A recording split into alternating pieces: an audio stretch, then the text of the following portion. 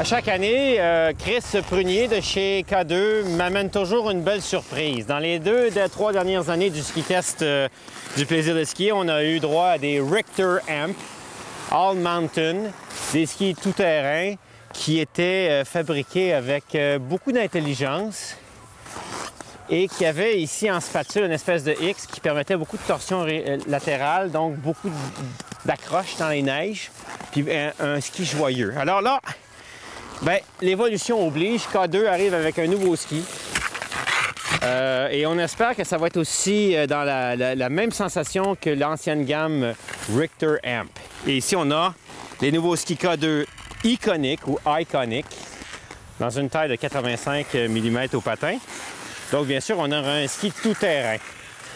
Des skis tout-terrain, mais heureusement, on aura un rayon assez souple à 17 mètres, mais encore là, rayon théorique, hein? Rayon théorique. Quand on appuie sur ces skis, qu'on fait une belle mise à quart, on va écraser le ski et on va aller chercher un peu plus court.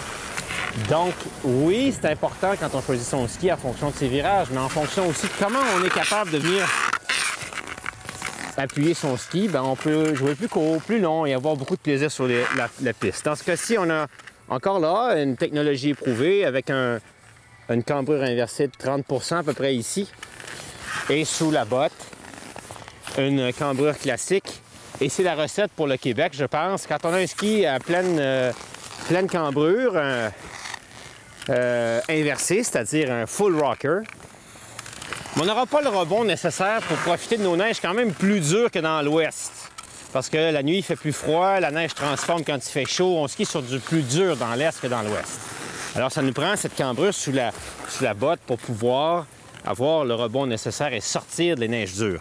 Bon, alors, pourquoi est-ce qu'on a changé la gamme du Richter Amp vers le Iconic? Voyons un peu comment il est construit.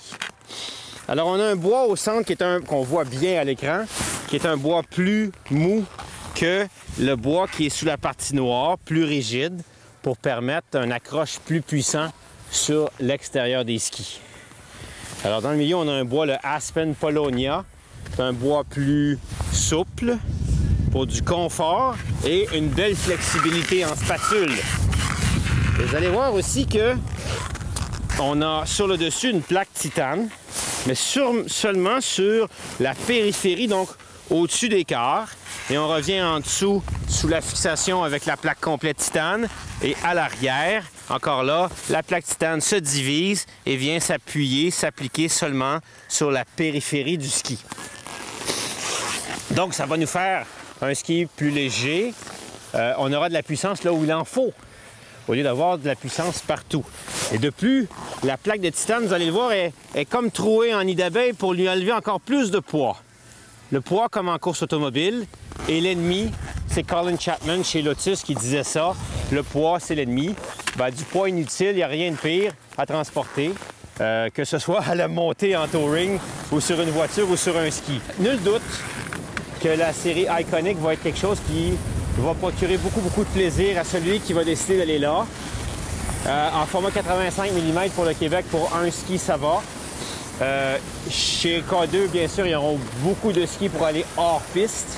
Mais dans ce cas-ci, pour le Québec, c'est un peu cette année la tendance dans notre ski test, c'est qu'on a vraiment des skis chez chacun des manufacturiers qui est vraiment spécifique à nos conditions de neige au Québec. Un ski léger, un ski puissant, un ski joyeux, en 85 mm de largeur. C'est ce qu'on vous propose chez K2, le Iconic en 2015-2016.